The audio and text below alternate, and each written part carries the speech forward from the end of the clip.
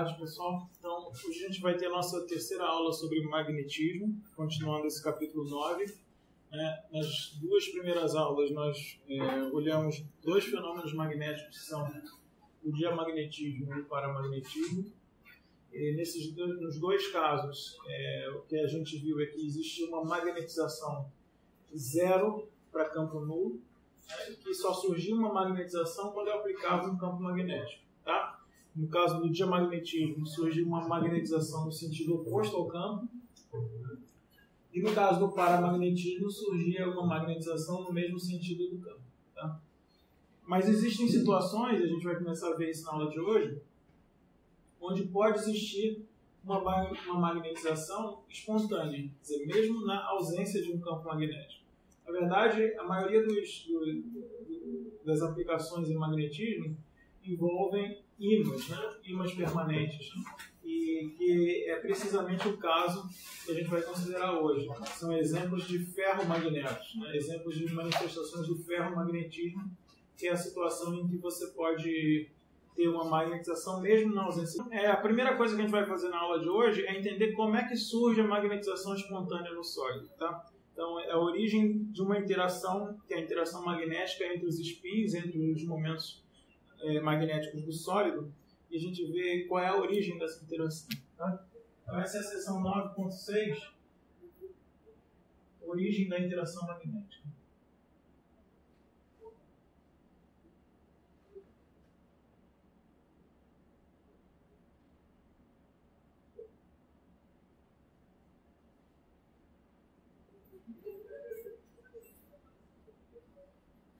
Bom, inicialmente, você poderia pensar que seria simplesmente a interação dipolar entre dois dipolos magnéticos. E a gente sabe, desde os nossos estudos de eletromagnetismo, que dois dipolos magnéticos eles têm uma energia de interação. Tá?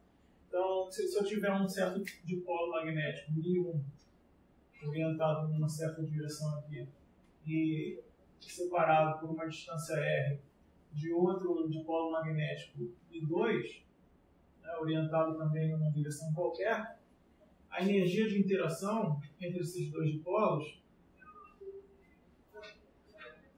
vocês devem ter visto isso em eletromagnetismo, ela é proporcional à magnitude dos dipolos, e na verdade é o produto escalar entre eles, dividido pela distância entre eles ao cubo.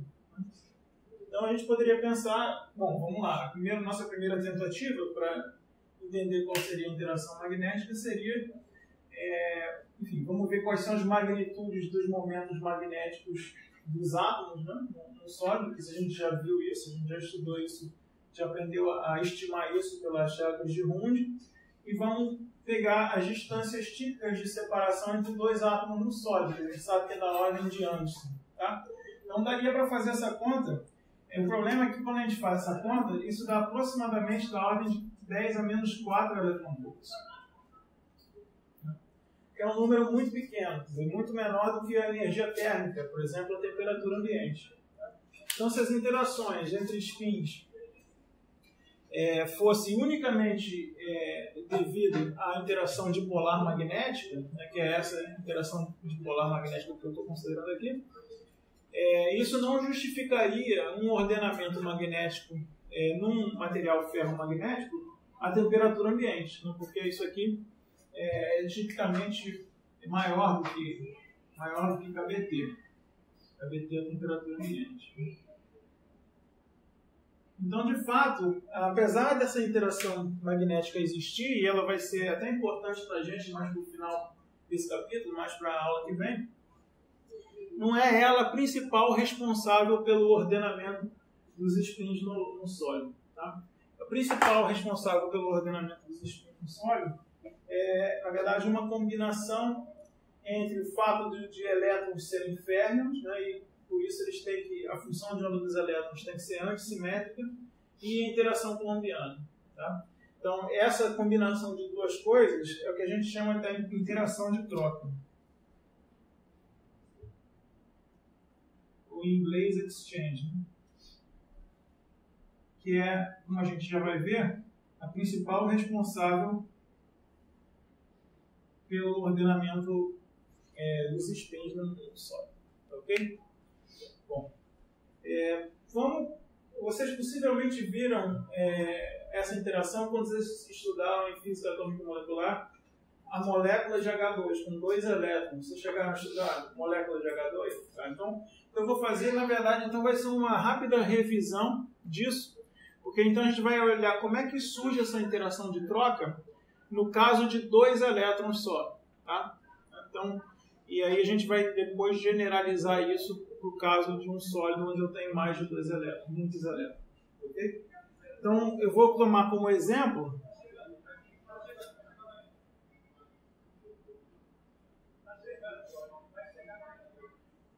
os estados de spin na molécula de H2.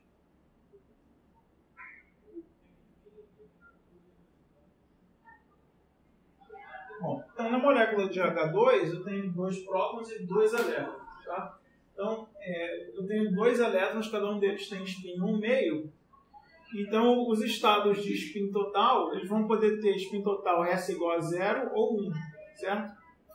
Para construir os estados de spin de uma molécula de H2, eu vou ter que construir esses estados de 2 partículas, né, através do produto tensorial entre os estados de spin de uma partícula. Tá? Então, vocês já viram isso? Mas enfim, eu tenho dois elétrons, né? O elétron 1 e o elétron 2. E aqui eu tenho números quânticos S1 e SZ1, né? Ou MS, às vezes você pode chamar isso de MS, né? E para o elétron 2, S2, SZ2, que é a componente Z, né? Do spin do elétron 1 e do spin do elétron 2, certo? A gente sabe que tanto S1 quanto S2 são sempre iguais a 1,5, certo? E as componentes S1Z ou S2Z, elas podem ser mais ou menos 1,5, né? Significando os estados de um elétron que a gente chama de spin para cima e spin para baixo, certo? Beleza. Para construir um estado de spin de 2 partículas, a gente usa como base um estado que é o produto tensorial entre os estados de uma partícula. Tá?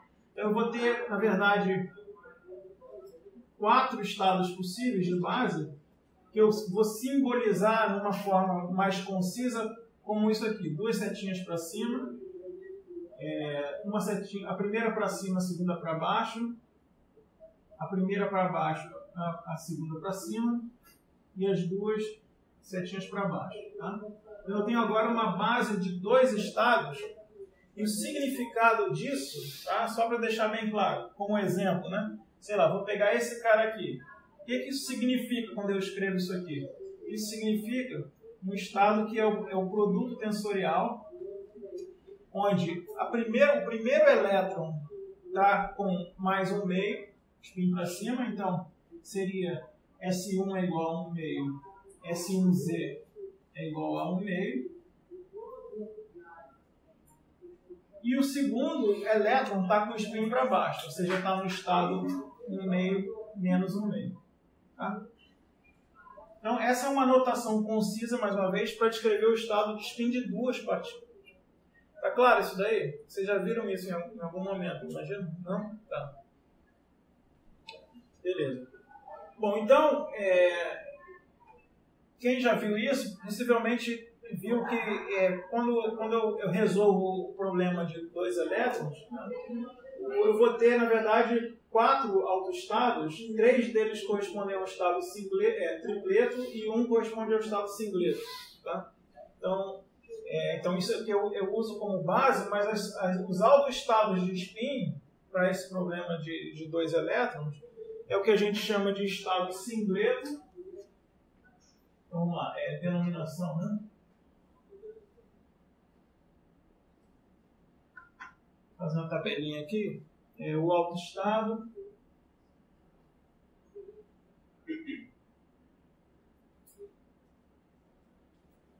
E aqui os autovalores de Szão e Szzão, tá? Szão já é o spin total e a sua componente Z, Sz, tá bom? Então o operador S é a soma dos operadores do spin do primeiro elétron com o spin do segundo elétron. Ok? E a gente vai analisar para cada um daqueles estados. Então eu tenho o estado singleto,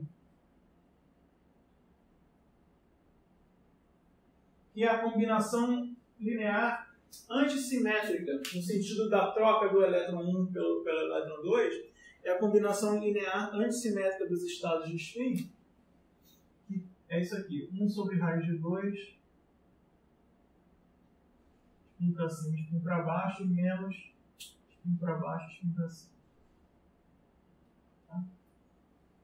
Esse é o estado singleto, correspondendo a S igual a 0 e Sz igual a 0. Eu não vi isso direito. Quando se fala que é uma seta para cima e uma para baixo, você está falando de dois estados, partícula 1 e a 2, no caso? Isso de uma maneira concisa é uma maneira de dizer que é um produto tensorial onde o elétron 1 está com o spin para cima. Vamos pegar esse caso, foi o que eu desenhei aqui, né? Para cima e para baixo. O elétron 1 está com o spin para cima, então está aqui no estado 1 meio, 1 meio. E o elétron 2 está com o spin para baixo, que é o estado 1 meio menos 1 meio. Entendi. O spin de cada um você ignora o que é meio. Né? O valor de S1 e S2 é sempre igual a meio. Então tem dois números quânticos, né? O S1 e o S1Z. Mesmo para o elétron 2, S2 e S2Z. O S1 é sempre um meio. E a sua projeção no eixo Z é o S1Z e o S2Z, no caso da partícula 2, é mais ou menos um meio. Tá? Beleza. E aí eu tenho as soluções para o caso de Szão, né, igual a 1. Eu vou ter três soluções correspondendo a Sz igual a 1, 0 ou menos 1. E essas três soluções é o que a gente denomina como estados tripleto. Todas essas três, né?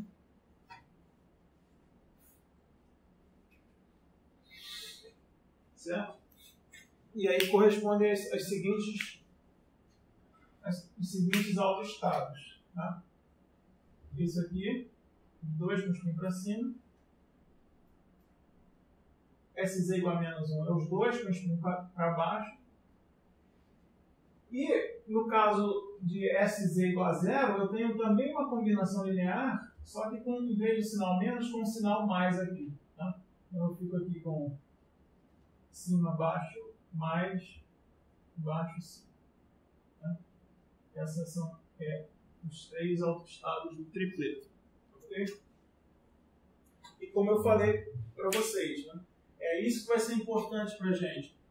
Essa é uma combinação linear antissimétrica pela troca de duas partículas, pela troca das coordenadas do elétron 1 e o elétron 2. Você vê que essa função de onda muda de sinal quando eu troco o elétron 1 por elétron 2 aqui.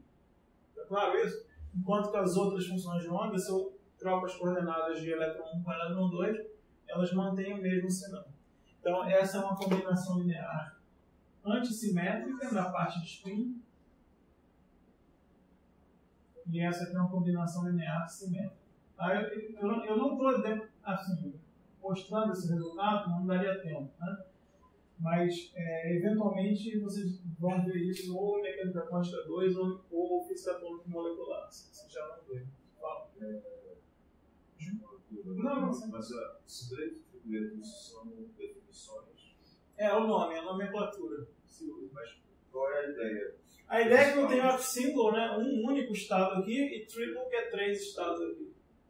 É só essa hoje. Tá? A denominação é essa. Para um único valor de S igual a 1, eu tenho 3 opções para o valor de Sz, menos 1, 0 e 1. E isso é o tripleto, e quando S é igual a zero, eu tenho uma única possibilidade que é SZ é igual a zero, e eu tenho então o singleto.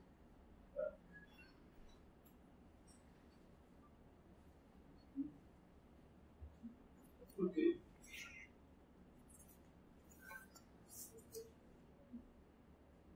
Bom,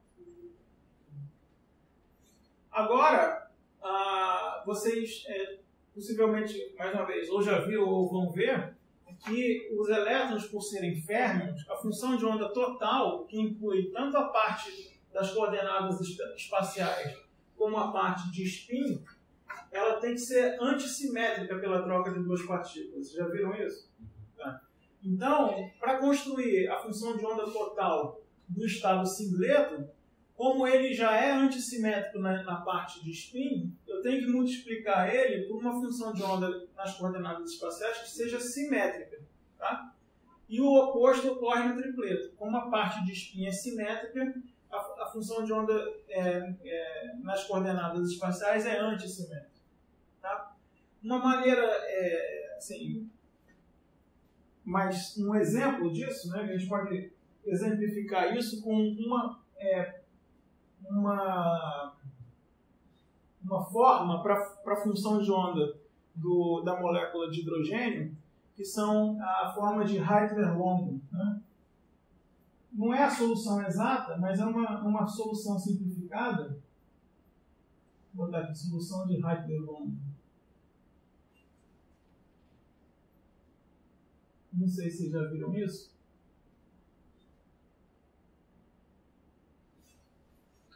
Lembra um pouco aquela coisa que a gente fez lá no início do curso, quando a gente viu estados ligantes e antiligantes da molécula de H2+, né? Só que aquele caso era mais simples, porque eu só tinha um elétron. Aqui eu tenho dois elétrons. E as funções de onda do estado singleto e tripleto, então S e T, na proposta de Heitler-London, envolvem combinações lineares simétrica e antissimétrica dessa forma. Então eu vou escrever, depois eu vou dizer o que significa A e B. A e B significam os dois prótons, né? Os dois átomos de hidrogênio. Tá? Eu tenho dois elétrons e dois prótons. Então um próton que é A, o outro B, e elétron R1 e R2. Né? Então, FA e FB são orbitais atômicos centrados em cada um dos dois prótons. Então, a proposta de Heitler-London era construir uma função de onda de duas partículas da seguinte forma. Né? Esse produto em que o elétron 1 estaria no orbital atômico associado ao próton A e o elétron 2 ao próton B. E depois trocar. Tá? Então, um outro termo aqui, onde eu teria FAR2, FBR1. Tá? Então, isso é um exemplo de uma função de onda de duas coordenadas, né? Um cis de R1 e R2, da parte espacial, S para o singleto, R para o tripleto, onde, assim, só como exemplo eu coloquei aqui, onde dá para a gente ver essa questão da simetria e da antissimetria. Tá? A função de onda espacial do singleto corresponde a esse sinal positivo aqui, e do tripleto corresponde a esse sinal negativo aqui. Então você nota que a parte espacial da função de onda do singleto, ela é simétrica com relação às trocas de coordenadas R1 e R2. Se eu botar R2 onde tem R1 e R1 onde tem R2, você repara que com o sinal mais a função de onda não muda de sinal. Certo? Já o tripleto é antissimétrica. Se eu troco R1 por R2, a função de onda muda de sinal. Está claro isso?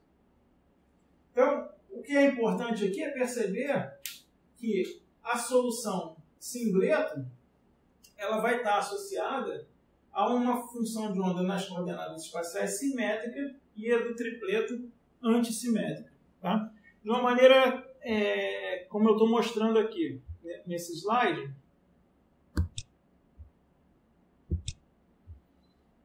Então eu tenho aqui 2 átomos de hidrogênio separados por uma distância R para formar a molécula de hidrogênio. Tá? Aqui eu tenho a densidade eletrônica associada ao singleto, como ela é simétrica, ela forma esse estado ligante. E ao tripleto ela é antissimétrica, então tem um zero aqui, né? Tem um nódo aqui, então ela é antiligante. Mas o que é mais relevante para a gente não é olhar a característica espacial da função de onda eletrônica, mas olhar as energias. Tá? A gente pode mostrar isso até acho que eu deixo como um exercício opcional, que no caso de 2 elétrons, o estado fundamental é sempre singleto. Tá? Então o estado fundamental vai sempre corresponder a essa densidade ligante. Né? Então a energia do estado singleto é mais baixa do que a do estado tripleto, dos estados de spin. E o que é interessante é o seguinte, repara que eu não preciso que a hamiltoniana dependa do spin para calcular essa energia. Tá? A hamiltoniana do átomo de hidrogênio ou da molécula de hidrogênio, por exemplo, não depende explicitamente das coordenadas de spin. Né? Eu tenho simplesmente a energia cinética e a energia potencial das várias partículas aí, elétron-elétron, elétron-núcleo, núcleo-núcleo. Não depende das coordenadas de spin. Mas, naturalmente, por causa desse requisito de antissimetria das funções de onda, eu acabo tendo a energia dependendo do spin, certo? E aqui eu vejo claramente que a energia do estado singleto, que é S igual a 0, é menor do que a energia dos estados tripleto, que é S igual a 1. Então, efetivamente, acaba surgindo como se fosse uma interação que depende do spin. Mesmo que a hamiltoniana não dependa explicitamente do spin, a energia vai depender dos estados de spin. Vão depender se elétron 1 e 2 estão paralelos ou antiparalelos na coordenada de spin. Tá claro isso? Então, eu posso então definir o que a gente chama de energia do singleto, S, como sendo o valor esperado da hamiltoniana no estado singleto. Essa é a energia do singleto. E, analogamente para o tripleto, vou chamar de ET. Então, deixando claro que isso é a energia do singleto. Isso aqui é a energia do tripleto. E, mais uma vez, que surge naturalmente só pelo requisito de antissimetria da função de onda, sem que necessariamente a hamiltoniana tenha uma dependência explícita do spin. Está claro isso? Beleza. Bom, essa diferença entre energias de singleto e tripleto, né, é conhecida como energia de troca, ou constante de troca. Tá? Porque surge exatamente desse requisito. Quando eu troco as coordenadas das partículas, existem comportamentos diferentes que me impõem, no caso singleto e tripleto, que, por causa da condição de antissimetria, que as funções de onda espaciais sejam distintas. Tá? Bom, como é que a gente vai além disso agora? Então, isso aqui é o exemplo de 2 elétrons. O que agora eu vou mostrar para vocês é que essa diferença de energias ela pode ser usada para construir uma hamiltoniana efetiva que depende das coordenadas de spin. Tá? Mesmo que a hamiltoniana, como eu falei, original, não dependa explicitamente das coordenadas de spin, eu posso escrever uma hamiltoniana efetiva, simplificada, onde eu ignoro agora a dependência espacial e eu incluo, eu tento escrever essa hamiltoniana só como função das coordenadas de spin S1 e S2 do elétron 1 e do elétron 2. Tá? Então vamos olhar para isso agora, vamos olhar para uma hamiltoniana efetiva.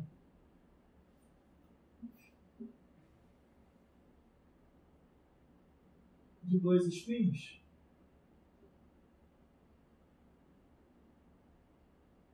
E eu vou tentar escrever essa newtoniana efetiva para que no final das contas eu tenha exatamente isso aqui. Tá? A energia do estado singleto seja ES e a energia do estado tripleto seja ET, que são calculadas levando em conta a parte espacial, mas que eu vou jogar para debaixo do tapete a parte espacial e eu vou escrever uma newtoniana que depende só de S1 e S2, mas que tenha como requisito isso aqui. Energia do singleto é S e energia do tripleto é T.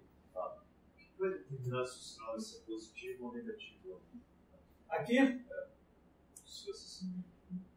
Quando eu estiver construindo a função de onda do estado singleto, como a parte de spin ela é antissimétrica pela troca das coordenadas S1 e S2, eu vou ter que multiplicar isso por uma função de onda simétrica, ou seja, sinal positivo na parte espacial. Porque a função de onda total, né, incluindo a parte espacial e a parte de spin, tem que ser antissimétrica pela troca de duas coordenadas. Tá? Porque os dois elétrons são férmions. O que é isso? Isso é um resultado que vocês vão ver ou já viram em quântica 2. Férmions e bósons, eles têm estatística diferente, né, com relação à troca de duas partículas, das coordenadas de duas partículas. Tá? Então, férmions são partículas em que, quando você troca a coordenada de duas partículas, a função de onda total tem que mudar de sinal, e bósons ao contrário. Permanece como elétron. Então, toda vez que for elétron, vai ser... Toda vez que for elétron, tem que ser antissimétrico. Não só elétron, como quaisquer dois férmions. Então, mas esse singleto sempre elétron. Não, eu vou ter estado singleto e estado tripleto no que se refere à coordenada de spins. Tá? Mas o estado tripleto, ele existe, só que ele tem uma parte, como a parte de spin dele é simétrica, a parte espacial dele é antissimétrica, que é esse sinal negativo aqui. Tá? Então, os dois elétrons vão poder existir também no estado tripleto, porque a função de onda total deles pode ser antissimétrica, basta multiplicar a parte de spin que é simétrica pela parte espacial que é antissimétrica. Então, vamos agora fazer uma brincadeira com esses operadores aí, S1 e S2. Tá? Lembrando, né, S1 ao quadrado é igual a S2 ao quadrado. Lembrando do momento angular, dos números quânticos de momento angular, dos autovalores de momento angular. Né? Isso é igual a 1 meio vezes 1 meio mais 1. É aquela coisa, L vezes L mais 1, S vezes S mais 1, tá? Que é igual a 3 quartos. Tá claro? E agora vamos olhar para a mesma coisa para S2. Então, S2, onde S é o momento angular total, ele vai poder ser 0 ou 1. Tá? Como está aqui. Tá? Não, desculpa. S2 vai ser 0 ou 2. Né? Porque 0 é 0 vezes 1 e o outro é 1 vezes... Isso aqui é 0 para S igual a 0 e 2 para S igual a 1. Tá? Porque é 1 vezes 1 mais 1, que é 2. Tá? Então, esses são os dois valores possíveis, né, para os autovalores de S2. Tá? 0 quando eu estiver no estado singleto e 2 quando eu estiver no estado tripleto. Concordo? Então, isso vem de 0 vezes 0 mais 1. E isso vem de 1 vezes 1 mais 1. Tá? Beleza. Então, mas agora, explicitamente, o operador S2, o que é? O S é S1 mais S2. Né? Então, S1 ao quadrado, S1 mais S2 ao quadrado, que vai ser S1 quadrado mais S2 quadrado, mais 2 vezes S1 escalar S2. Lembra que S1 e S2 comutam, porque são operadores que atuam em partículas diferentes. Tá? Então, essa energia de troca vai acontecer quando tiver um campo magnético e Não, mesmo na ausência de campo, ela é simplesmente dada pela diferença de energia entre os estados singleto e tripleto. Ele não precisa sair do estado e ir para o outro. Não, são essas duas energias aqui. Ó. Essa é a energia para um dado R, né? R é a separação. Para um dado R, essa energia é S e essa energia é T. Singleto e tripleto. Não precisa ter uma perturbação. Não, isso é na ausência de campo.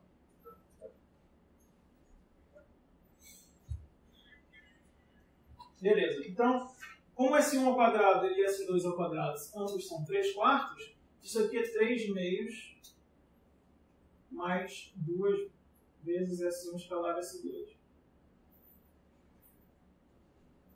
Certo? Então, o que vai ser S1 escalar S2? Ele vai poder ter dois valores. Né? Quando S é igual a 0, S1 escalar S2, ele vai ser menos 3/4, certo? Quando S igual a 0, ou seja, quando eu tiver um estado singleto. E quando S2 for igual a 2, isso vai dar 1/4, certo?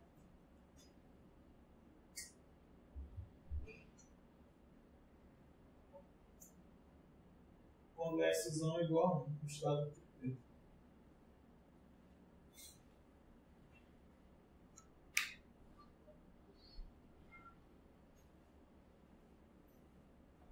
Ou seja, esse produto escalar, S1 escalar S2, dependendo se o estado for tripleto ou singleto, é um operador que vai ter autovalores diferentes, menos 3/4 ou 1/4. Então esse é um ponto de partida interessante para eu escrever uma hamiltoniana efetiva que depende das coordenadas de spin, S1 e S2, através desse produto escalar. Tá? Então se vocês repararem, o resultado vai ser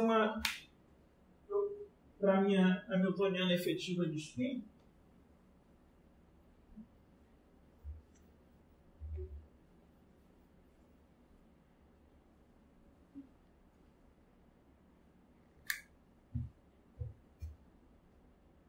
vou chamar H de spin,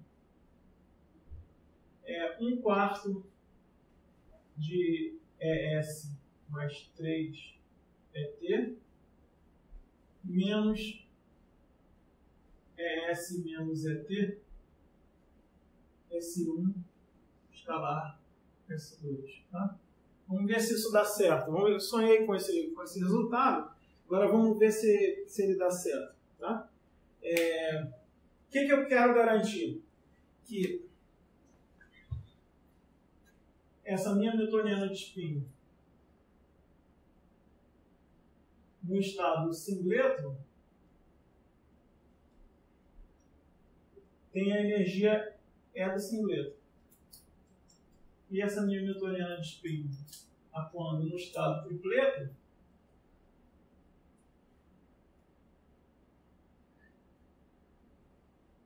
me dê a energia do estado tripleto vezes o estado tripleto. Tá? E de fato, repara, no estado singleto, que é o S igual a 0, S1 escalar S2 é menos 3/4. Se eu coloco menos 3/4 aqui, eu vejo que isso dá exatamente ES. Tá? E no estado tripleto, a S1 escalar S2 é igual a 1/4. Se eu coloco 1/4 aqui, isso dá precisamente ET. É uma hamiltoniana efetiva que eu escrevi, agora contendo só o produto escalar, S1 escalar S2, e as energias ES e ET. Não importa como eu obtive essas energias, eu vou ter que obter através de um cálculo complicado, né? Enfim, que envolve as coordenadas espaciais. Mas depois que eu tenho as energias do estado singleto e tripleto, basta eu colocar nessa hamiltoniana e eu tenho uma hamiltoniana efetiva que depende só das coordenadas de spin, que vai exatamente me dar os valores corretos das energias. Está claro isso? Beleza. Isso pode ser feito por sempre, tem dois perfis. Qualquer. Eu acho que sim. Eu penso que sim. Ok. Uma outra simplificação que se faz é colocar o meu zero, minha origem das energias, como sendo isso aqui, ou seja, redefinir a origem das energias de modo que isso aqui é igual a zero. E aí eu simplifico a minha Hamiltoniana. Fica simplesmente com aquele termo ali, que ganha um nome, é J, né? Não confundir com J do momento angular total, que a gente usou até a aula passada. Menos J é sinus escalar S2. Então essa é a minha Hamiltoniana de spin. Ela tem um nome, é chamada Hamiltoniana... Não tem nome por enquanto, daqui a pouco vai ter. Tá? J...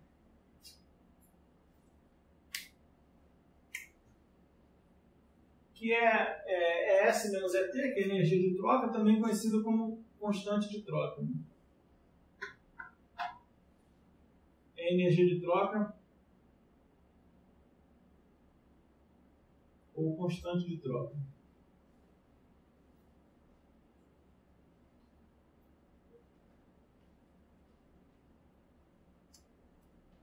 Que é a diferença de energia entre o estado singleto e tripleto.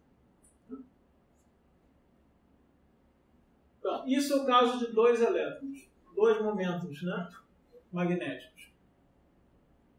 O que eu vou fazer agora é generalizar isso para o caso de muitos momentos magnéticos num sólido, tá? Que não precisa ser apenas elétrons, ou pode ser momentos magnéticos totais, né, incluindo a parte orbital e a parte de spin, tá? Como a gente viu na aula passada. Então, generalizando isso para um sólido, então agora a minha visão do sólido é como se fosse um conjunto de spins, né? Um conjunto de íons magnéticos com spins associados a ele. Então, aqui eu tenho um spin, um spin, um spin.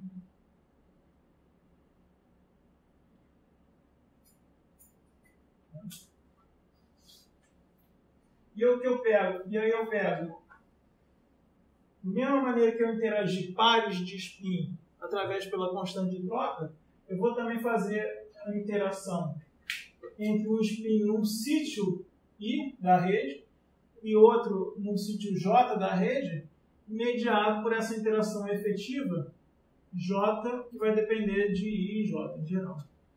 Tá? Então a minha Hamiltoniana de spin, no caso de um sólido,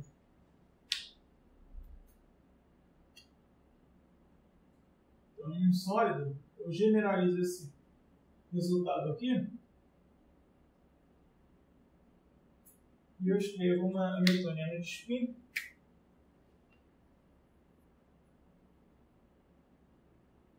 como sendo menos a soma sobre pares I e J,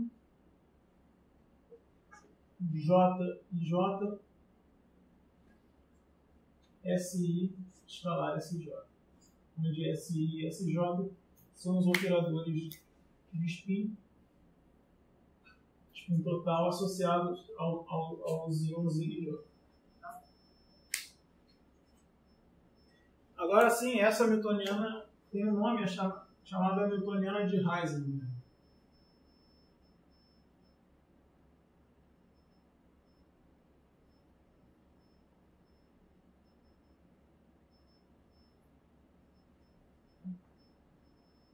Que é uma das Hamiltonianas mais utilizadas para você estudar magnetismo.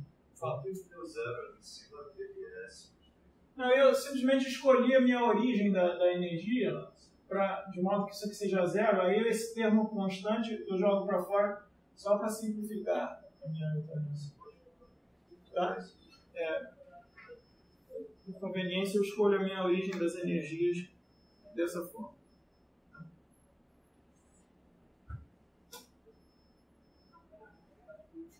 Bom, como eu falei antes, no caso de dois elétrons apenas, o estado fundamental é sempre singleto. Mas no caso de muitos elétrons, isso não necessariamente é verdade. Pode acontecer que o estado fundamental seja tripleto. Isso tem implicações no valor de J, se J é positivo ou negativo. O que acontece aqui? Quando o J é positivo, ele vai favorecer um alinhamento entre os spins, certo? Né? Por causa desse sinal menos, quando eu tenho J positivo, o estado de mais baixa energia favorece alinhamento entre os spins e então dá origem ao que a gente chama de estado ferromagnético.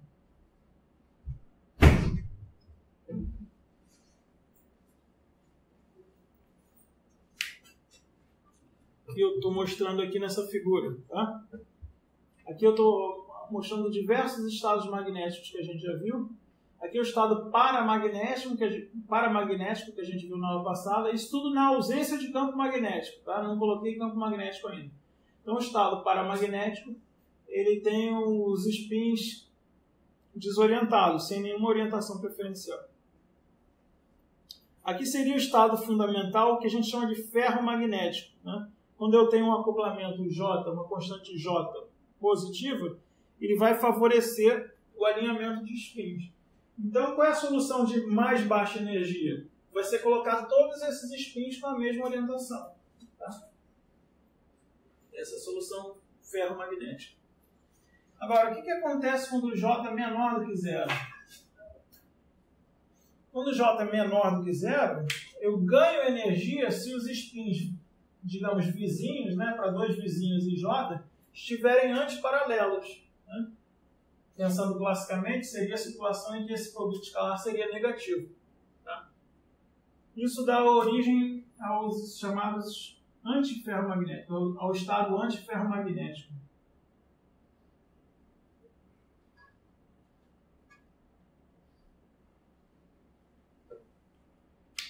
Que está pictoricamente desenhado aqui, tá vendo?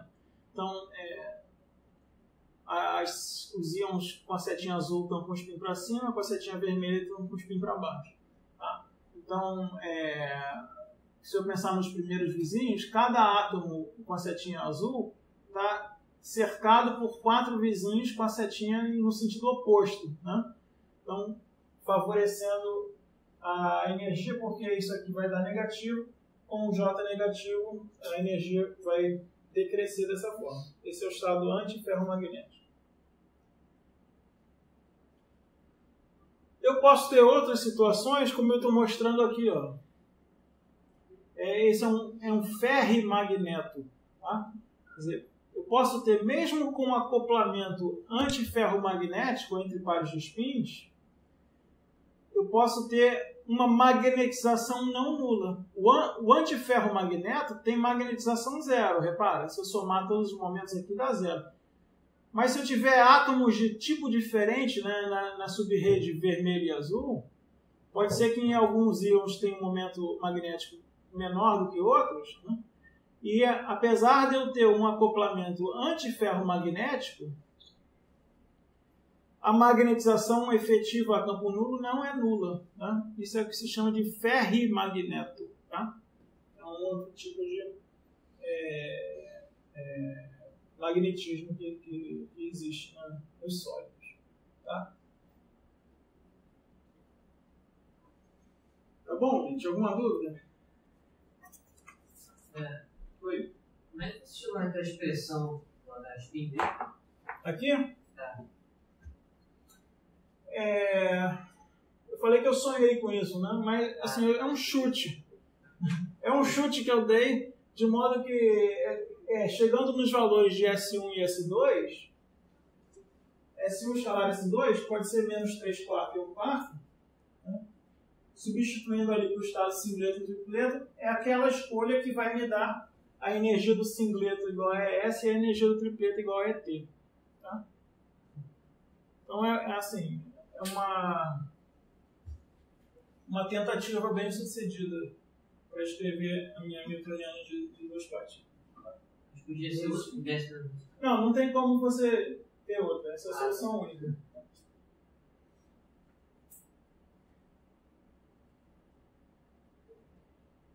Beleza. Então, isso é a nossa seção 9.6, que é a origem da interação magnética. Então, de forma resumida, é a interação de troca. Tá? Vamos agora olhar em mais detalhe o caso do ferromagnetismo. Vamos estudar o ferromagnetismo.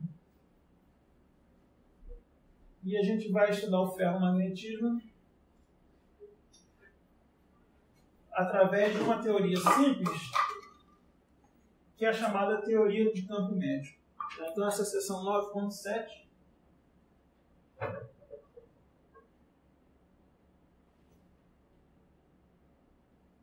Ferromagnetismo.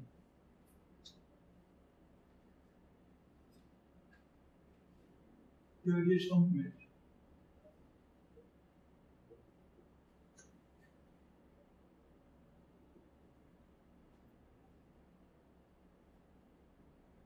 A teoria de campo médio é a teoria mais simplificada que a gente pode fazer para estudar não só o ferromagnetismo, como uma variedade de outros fenômenos, mas ela é boa porque ela é simples e ela vai permitir que a gente chegue a alguns resultados que são interessantes do ponto de vista qualitativo, descrevem bem a realidade do ponto de vista qualitativo, apesar de ter algumas dificuldades quantitativas.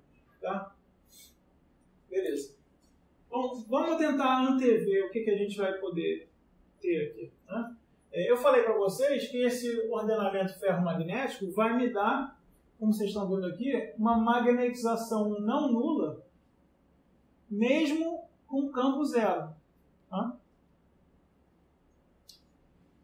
Porém, se você pensar bem, da mesma maneira que aconteceu no paramagnetismo, no paramagnetismo a gente tinha uma competição entre campo magnético e temperatura. Né? O campo magnético servia para ordenar os spins na direção do campo e a temperatura causava, digamos, um desordenamento, né, na orientação dos spins.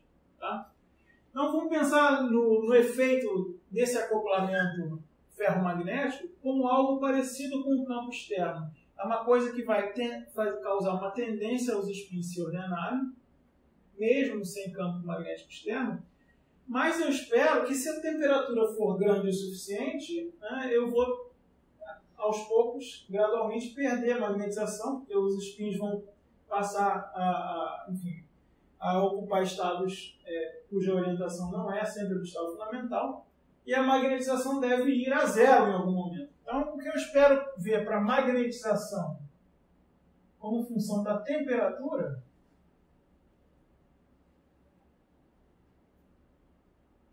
e aí eu só vou mostrar para vocês, é que vai ter a temperatura zero uma magnetização de saturação, que é M0, mas que isso gradualmente vai diminuir, até chegar, na verdade, a gente vai mostrar que vai chegar numa temperatura crítica, TC, onde existe uma transição de fase do sistema ferromagnético, nessa região seria ferromagnético, por uma situação acima da temperatura crítica, onde os spins estão desalinhados, desordenados, muito semelhante a um paramagneto. Tá?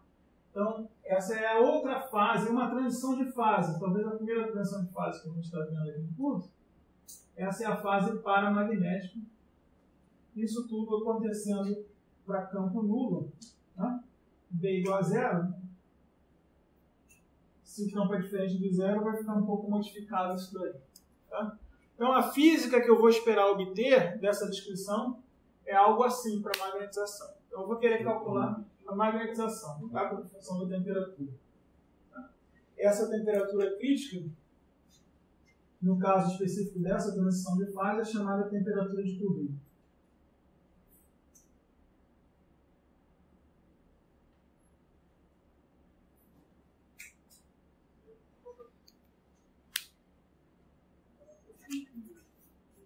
Beleza?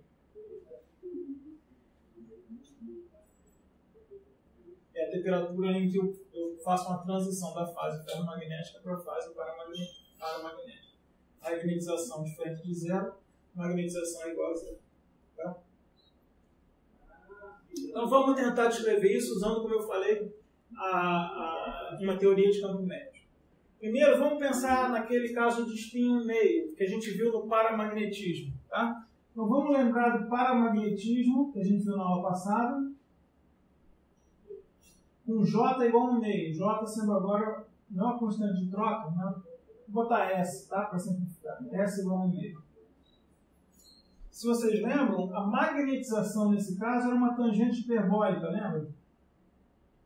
MB, tangente hiperbólica de, acho que era MBB sobre KBT. Né?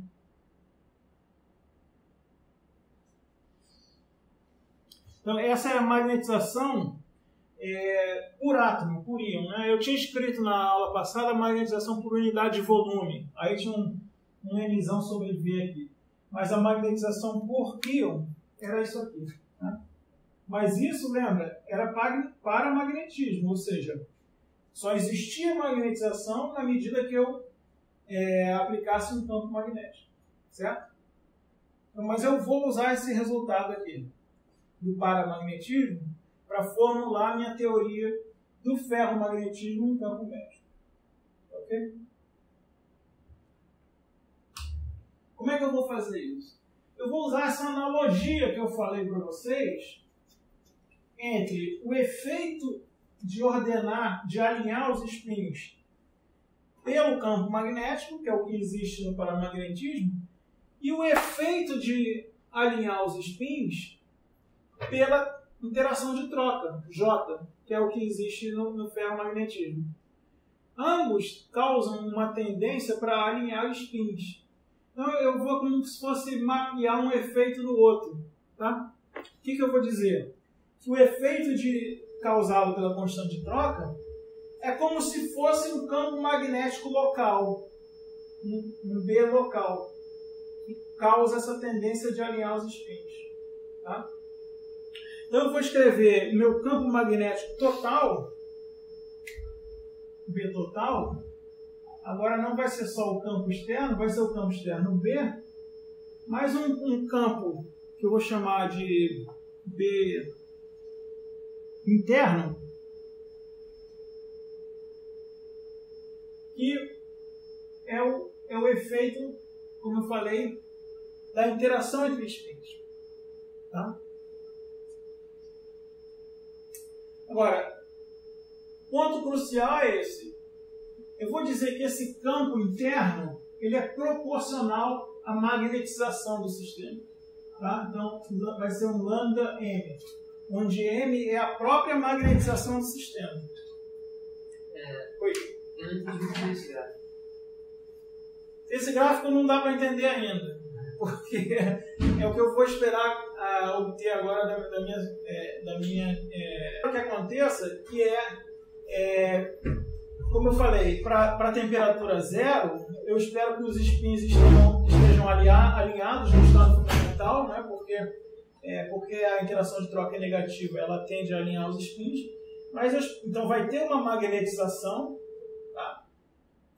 Mas eu espero que à medida que a temperatura vai aumentando, ela vai contribuindo para desalinhar os spins. E eu vou mostrar para vocês que existe uma temperatura crítica em que isso ocorre. A temperatura acima da temperatura crítica, a magnetização é identicamente nula. Tá? Isso não ocorre de forma gradual, não. Isso ocorre de forma crítica. Isso é o que a gente chama de transição de fase. Então, se B interno, quer dizer que é independente de qualquer campo externo. Isso, o B interno independe do campo externo. Eu vou justificar. Por que eu acho que ele deveria depender da magnetização? Repara, pensa num certo spin aqui, né? Um certo momento magnético de spin aqui. Pensa o spin como se fossem vetores clássicos, que não é uma boa, não é apurado, mas enfim, é uma aproximação.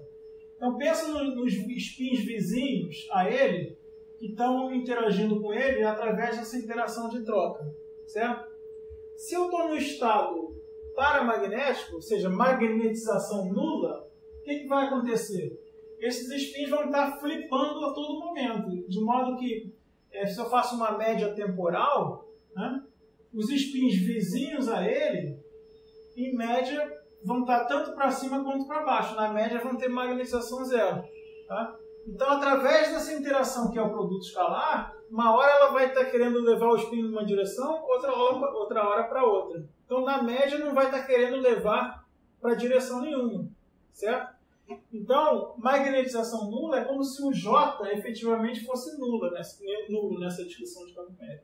Ou esse campo efetivo fosse nulo.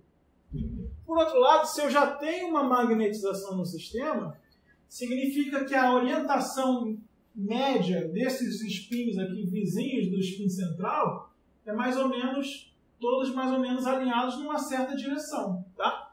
Pode ser que a magnetização não seja de saturação, ou seja, não estejam todos exatamente na mesma direção, mas mesmo que ela seja um pouco menor, né, na média os spins estão numa certa orientação. Então eles vão fazer com que, através desse termo que é o produto escalar, o spin central, que está interagindo com ele, queira também ficar na mesma orientação, certo? Por isso faz sentido que esse campo interno, que vem justamente do efeito médio, né, médio dessa interação entre spins do tipo Heisenberg, faz sentido que esse campo interno seja proporcional à própria magnetização. Está claro isso? E isso é reversível? Assim é, à medida que eu diminuo a temperatura, ele volta para a fase ferromagnética. Aí no para, você disse que o magnetismo é igual a zero, né? Para magnético. Isso. Magnetização é igual a zero. A ausência de campo. Mas ali no gráfico, por exemplo, ali a magnetização não é zero. Eu não entendi esse gráfico. Esse gráfico é magnetização como função da temperatura. Sim, por exemplo, você atravessa para o outro lado, no meio aí. Para T maior do que TC... Tem uma magnetização ali no para. Você vê um ponto. Na verdade, então, isso aqui está mal desenhado. Isso significa que nessa região de temperaturas, eu estou na fase ferromagnética. Mas a linha de transição não é toda essa linha aí desenhada? E essa outra região de temperaturas, eu estou na fase paramagnética. Tá? Tudo bem, mas essa linha é a linha da transição de fase, né? Por exemplo, se eu atravesso essa linha... você está confundindo um pouco, eu entendi. Por exemplo, uma temperatura um pouco menor que a temperatura de Curie, mas eu atravesso a linha. Sei lá, pois então, isso aqui não é um diagrama de fases no sentido... Se fosse um diagrama, se fosse B e T, eu poderia interpretar dessa forma. Né? Para um dado B e para um dado T, para um dado campo externo e para um dado T, eu estou com uma certa magnetização, que aí seria outro desenho, não seria esse. Tá? Eu tenho uma certa magnetização. O gráfico, na verdade, é assim, isso não é um diagrama de fase, não significa que essa região aqui não é uma região. É ferromagnética. É só o eixo da temperatura. Só o eixo da temperatura. Para a temperatura menor do que TC, eu estou na fase ferromagnética, em que eu posso ter magnetização não nula para um campo nulo, e para a fase maior do que TC, temperatura maior do que TC, eu estou na fase paramagnética, onde para campo nulo a magnetização é zero. Mas é confuso, realmente, você chamou a atenção para um ponto. Pode dar origem a confusão, realmente. Ok. Então, como é que eu vou construir minha teoria de campo médio do ferromagnetismo? Eu vou usar o resultado que eu já conheço para a magnetização como função do campo e da temperatura, do paramagnetismo, e agora só vou substituir, em vez do campo B, que aqui era apenas o campo externo, eu vou substituir esse campo total. E aí vocês vão ver claramente que mesmo quando o campo externo for zero, vai poder ocorrer uma magnetização não nula no sistema, que é o ferromagnetismo. Então, substituindo a minha proposta campo médio, né? Então, teoria de campo médio. Isso aqui é teoria de campo médio. Né? É uma ideia muito interessante. Existe em vários outros sistemas físicos, não só em magnetismo. Então, vocês possivelmente vão encontrar a teoria de campo médio em outros sistemas, em sistemas que vocês vão estar investigando aí na iniciação científica ou na pesquisa. Né?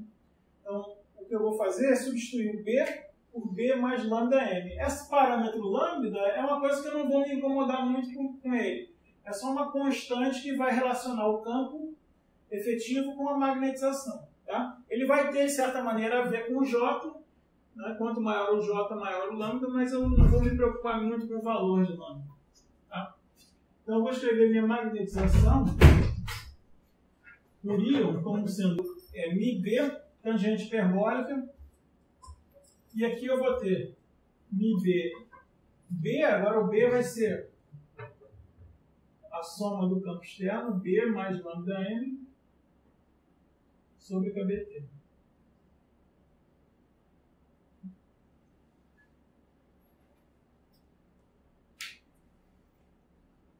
É uma equação para M, né? Mas é uma equação meio complicada para M, porque eu tenho um termo linear em M aqui e o M aqui dentro de uma tangente hiperbólica. Tá? Vamos tentar simplificar isso um pouco, mas ainda assim vai ser uma equação complicada de resolver, uma equação transcendente. Tá? Então eu vou chamar Mzinho do que está aqui nesse argumento. Mzinho é tudo isso aqui. B, B mais lambda M sobre KBT. Eu fazendo essa substituição de variáveis, então Mzinho é igual a BB KBT. O Mzão, que é o que está do lado esquerdo, fica o quê? Então, Mzão é igual a KBT, Mzinho sobre BB, menos B, tudo isso dividido por lambda, certo? Então, lambda aqui, lambda aqui.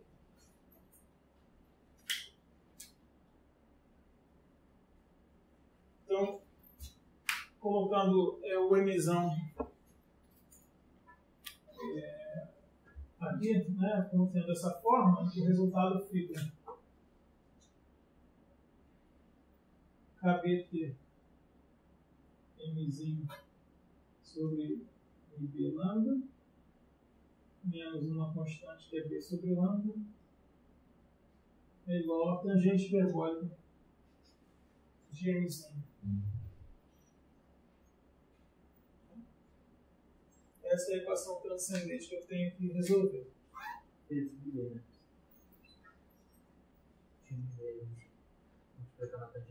É verdade. Então tem um MB ao quadrado aqui e um lambda MB. Certo? Bom, então essa equação ou eu resolvo numericamente no computador ou eu resolvo graficamente. Eu vou resolver ela graficamente. É uma equação para Mzinho, onde de um lado eu tenho a tangente hiperbólica de M e do outro lado eu tenho uma reta, certo? Isso aqui é uma reta, onde M é a variável. Tá? Então vamos resolver isso graficamente.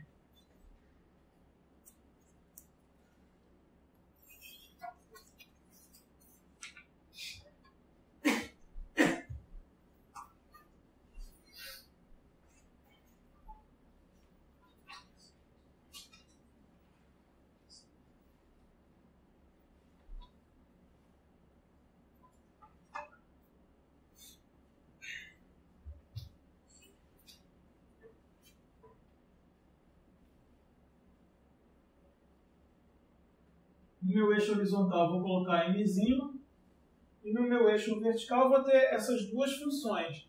Uma é tangente hiperbólica de M, então ela sai aqui a 45 graus, né? Derivada igual a 1. Depois ela vira essa coisa que é tangente hiperbólica de M. Mzinho. E a outra é a reta. Tá? Essa aqui Saturno em 1. A outra função é uma reta. Vamos considerar primeiro o caso D igual a zero. Tá? Campo magnético externo igual a zero. No caso B igual a zero, então esse termo aqui é nulo e eu tenho então uma reta que sai da origem, concorda?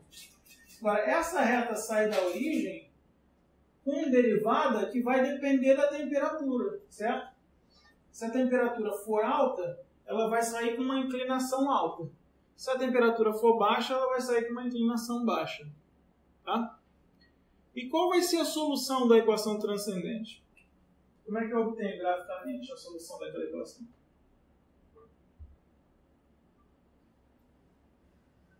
Vai ser no ponto de cruzamento, né? Dessa reta com a tangente hiperbólica, certo?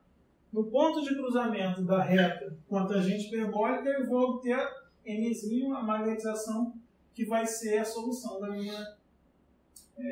meu problema, tá? Beleza. Deixa eu melhorar esse.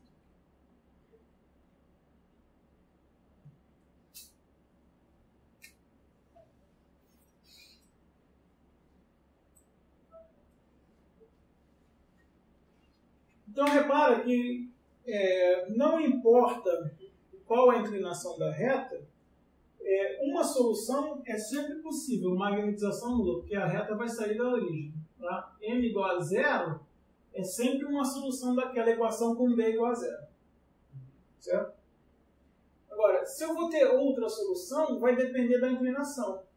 Se a temperatura for alta, e aí eu já vou dizer que temperatura alta vai ser temperatura maior do que a temperatura crítica, aquela inclinação vai ser muito alta, de modo que a única solução que eu tenho é M igual a zero. Se a temperatura for baixa, essa inclinação vai ser baixa, e eu vou, para T menor do que TC, e eu vou poder ter uma outra solução, que é dada, como eu falei, pelo cruzamento dessas duas curvas. Certo? Então isso aqui vai corresponder a uma certa magnetização não nula, que vai ser a magnetização do sistema, do meu ferromagneto. A situação de temperatura que separa as duas situações, magnetização não nula e magnetização nula apenas, é dada por essa reta aqui, que tem exatamente a mesma derivada da tangente hiperbólica. Né? Então isso vai corresponder exatamente à minha temperatura igual à temperatura crítica TC. Certo? É a fronteira entre os dois casos. Tá? Isso é legal, né? Porque me permite, nesse aproximação bem simples de aproximação de teoria de campo médio, eu olhar qual é a temperatura crítica. Em qual temperatura a partir de qual temperatura eu vou começar a ter, abaixo dela, magnetização espontânea no meu sistema. É só igualar esse coeficiente angular da reta igual a quanto?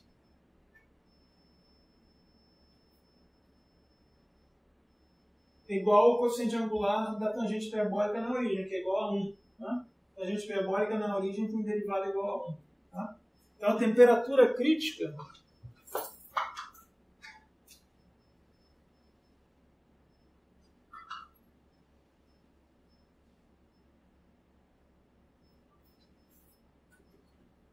vai ser tal que KB vezes TC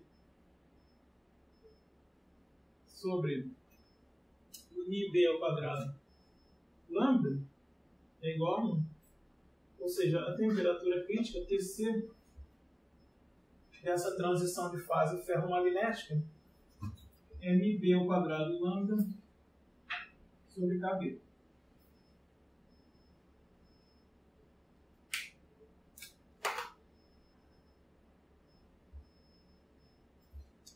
Mais uma vez, né, vai depender de lambda, e lambda é essa coisa que reflete como esse campo interno depende da magnetização, que em última análise vai ser de certa maneira proporcional ao J. Tá? Então, vai depender da força desse acoplamento entre os strings. Tá bom? É claro isso? Beleza. Então, uma outra coisa legal que a gente pode ver desse gráfico aqui, que vai ser útil, tem duas coisas interessantes aqui.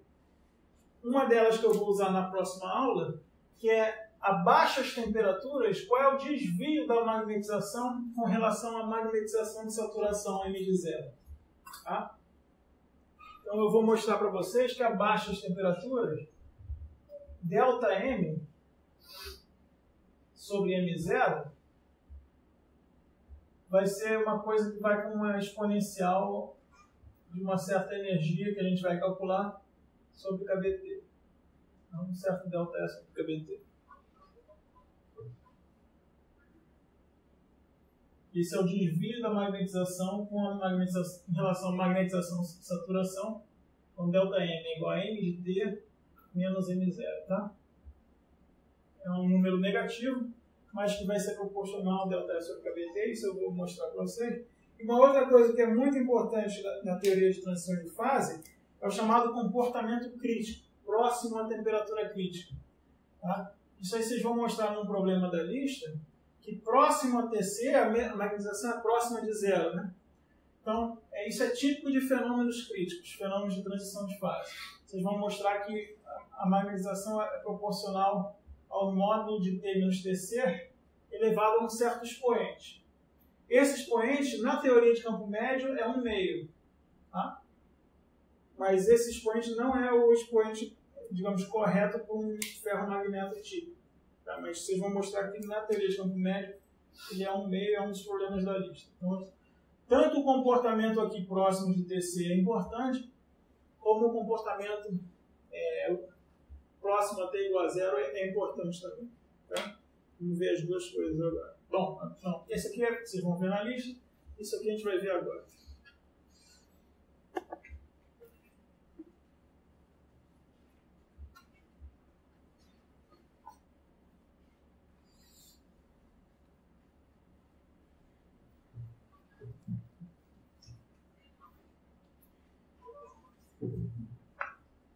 Então é isso. Eu vou querer calcular agora o desvio da magnetização em relação à magnetização de saturação para temperaturas baixas. Tá? Tá, então eu quero olhar agora para baixas temperaturas. Né? Para baixas temperaturas, o que a tangente hiperbólica de Mzinho, aqui que é o Mzinho? É isso tudo aqui, né? Então, para baixas temperaturas, eu estou na situação que Mzinho tende a infinito. Concorda? Então, eu estou olhando essa região aqui. Tá? Então, para baixas temperaturas, eu vou querer olhar isso para baixas temperaturas. Tá? Eu vou ter que usar uma expansão da tangente hiperbólica quando o Mzinho tende a infinito. Né? Então, a tangente hiperbólica de Mzinho, quando o Mzinho tende a infinito, isso é, quando o Mzinho é igual a infinito é 1. Né? E o desvio com relação ao 1 é 2 vezes E elevado a menos Mzinho. Tá? Não, menos 2Mzinho. Então essa é a forma aproximada da tangente hiperbólica quando o argumento tende a infinito. Certo? Então eu posso colocar lá naquela expressão, lembrando, eu estou ainda considerando o caso B igual a zero, certo? Então eu vou ter, voltando para essa equação aqui, tá? KBT Mzinho sobre πB ao quadrado lambda é igual a 1 menos 2 vezes E elevado a menos 2 o próprio Mzinho, que é MB lambda M sobre KBT.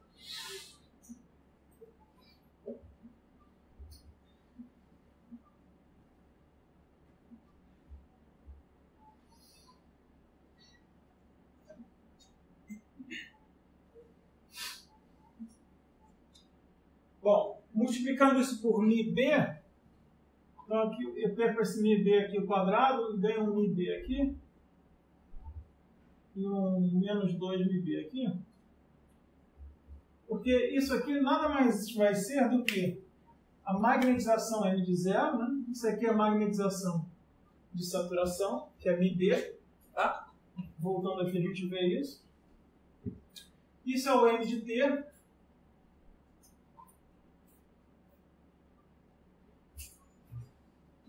Isso aqui é o desvio da magnetização com relação à magnetização de saturação, tá? Então isso vai ser ΔM, né? Então, botando isso aqui para a esquerda, vai ficar M menos M0, então ΔM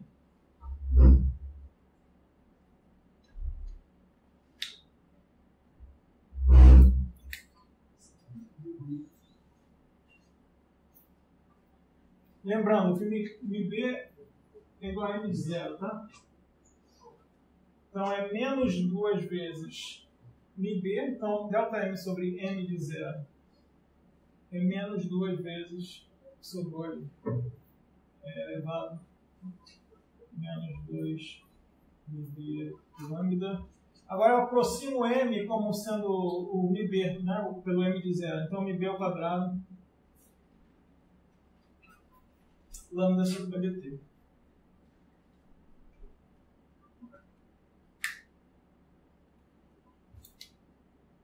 Então, isso é o que acontece para baixas temperaturas. O desvio da magnetização dividido pela magnetização de saturação tem essa forma que vai como uma exponencial. É exatamente isso que eu mostrei para vocês. A gente viu uma coisa parecida com essa quando a gente estudou fônons, quando a gente estudou o modelo de Einstein para fônons. Lembram disso? Na verdade, não era o desvio da magnetização, na época era o calor específico, que tinha uma dependência exponencial. Tá? E tem uma coisa semelhante aparecendo aqui. Tá? Sempre que eu tenho uma dependência exponencial no calor específico, isso tinha a ver com a população de fônons, né? Aqui também, a gente já vai ver, tem a ver com a população de um outro tipo de excitação que a gente vai chamar de magnos. Mas quando a gente tem uma dependência exponencial, menos ΔE sobre a temperatura, tá? Então isso aqui isso vai como E elevado a menos ΔE sobre kBt, onde ΔE é exatamente sobrou aqui, né, que é 2 μB ao quadrado lambda.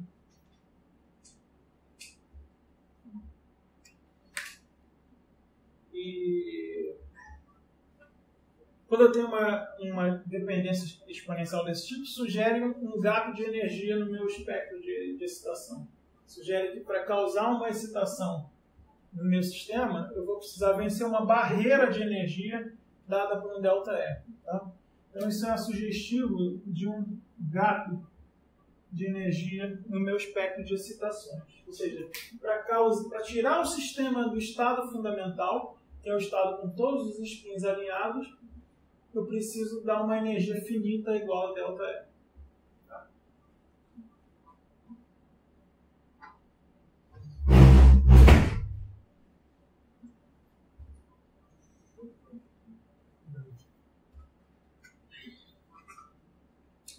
Na verdade, experimentalmente não é isso que se observa. Isso é uma das falhas da teoria de campo médio.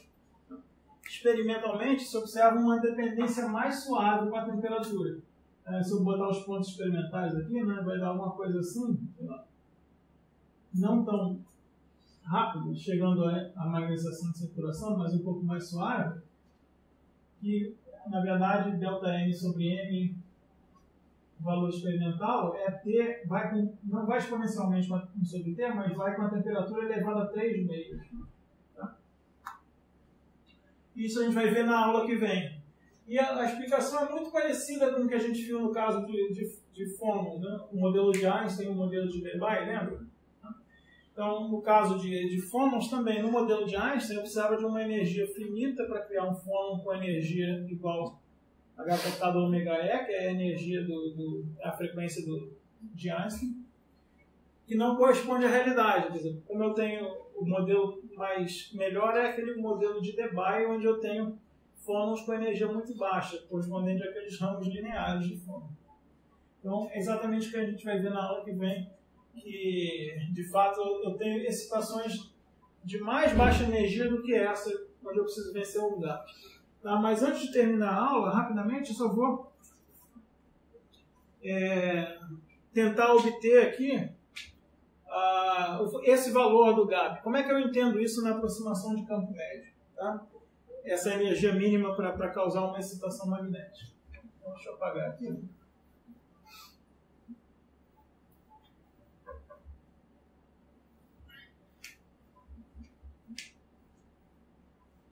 Então, primeiro vamos calcular na aproximação de campo médio a energia do estado fundamental. Então, o estado fundamental corresponde a essa situação, né? A temperatura zero, todos os spins alinhados. E eu vou dizer que isso tem uma energia E0, que é a energia do estado fundamental. Esse aqui é o estado fundamental.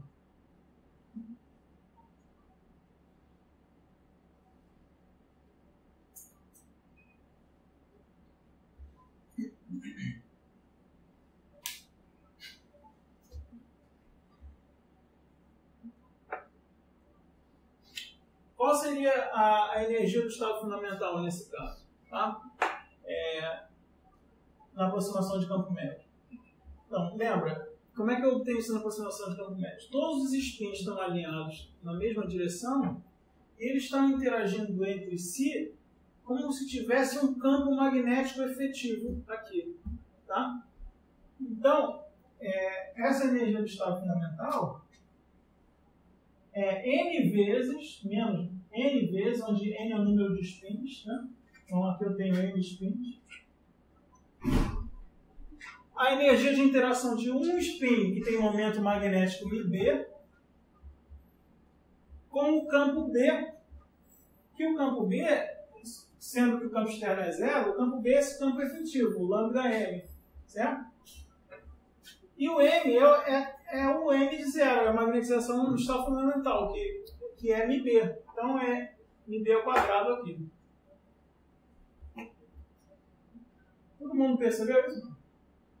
Oi. Esse campo efetivo não seria aquele campo H auxiliar, não, né? Não. Ele é bem contra a magnetização. Aqui você não estava quando eu falei isso aqui. Esse campo efetivo é um campo que não é um campo externo, mas que surge da interação interna entre os pares de spin. Eu posso descrever na forma de como se fosse um campo magnético.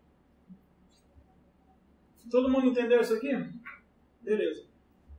Então isso é a energia do estado fundamental. O que seria uma boa ideia na aproximação de campo médio? O primeiro estado excitado. Posso pensar como eu flipar um spin. Né? Pegar um desses spins, lembrando que eu tenho spin no meio, né? Então só spin para cima ou para baixo. E eu pego um deles e boto para baixo. Né? E vamos ver quanta energia custa fazer isso. Tá? Então, essa situação onde eu tenho N-1 spins para cima e 1 spin para baixo, eu poderia propor como sendo meu primeiro estado excitado, com energia E1. Tá?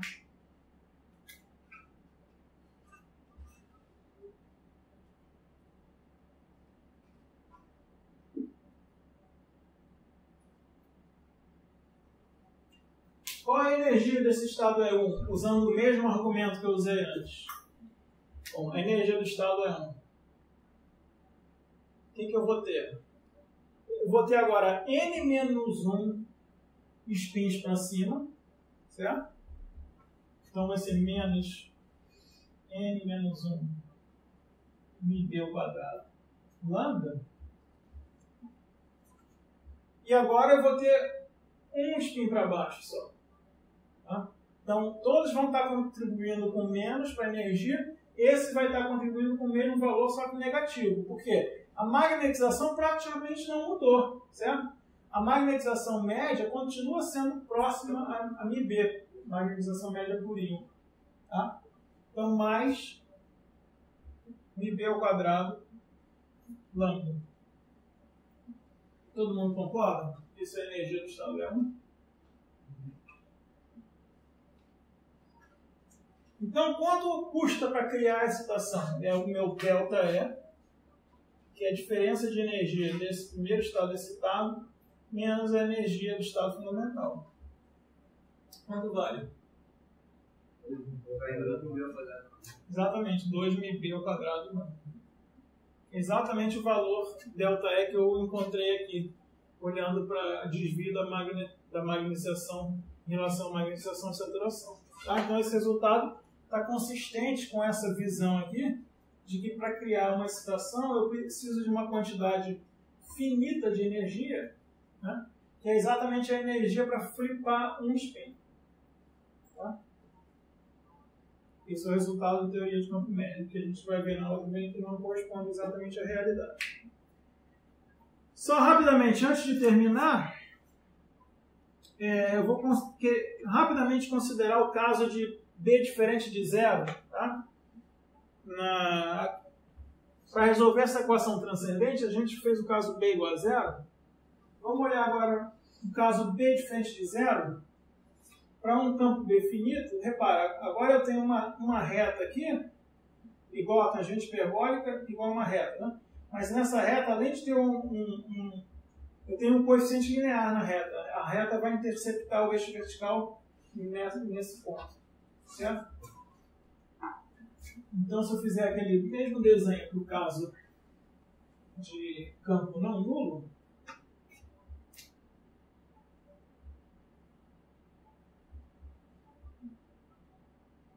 eu tenho aqui a tangente hiperbólica de M, e a reta que eu tenho, ela vai ter que sair daqui, né? De menos B sobre lambda μB.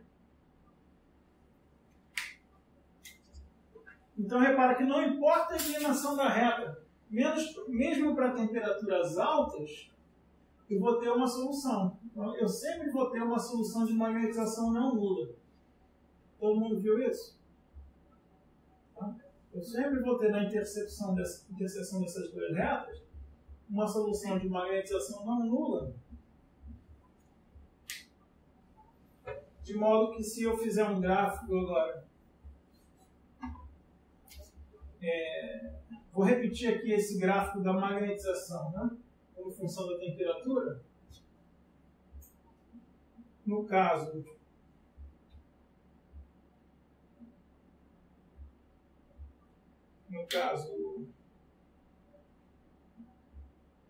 com campo nulo, é isso que eu já mostrei antes. Tá? Então, eu venho abruptamente aqui a uma temperatura crítica TC para magnetização zero. Então, isso aqui é P igual a zero. Agora, no caso com B diferente de zero, eu vou ter também uma magnetização de saturação aqui, né, que é o alinhamento máximo. Né? Mas aqui, mesmo para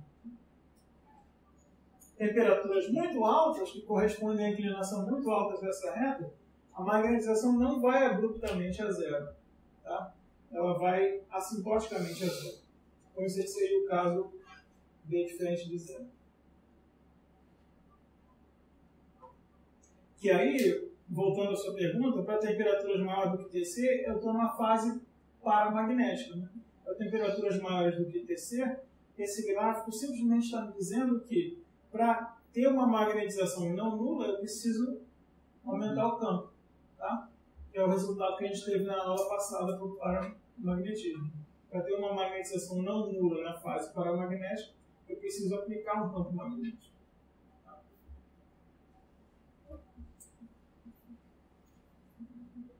Então, acho que é isso, gente. Então, vamos encerrar por aqui. Na aula que vem, a gente vai continuar e tentar corrigir essas deficiências que a gente obteve aqui na teoria de campo médio. Para isso, a gente vai ter que estudar outro tipo de excitação no sólido, que a gente já viu várias, a gente vai ver mais uma, que são as ondas de spin ou magmas. Tá? Então, até a próxima aula.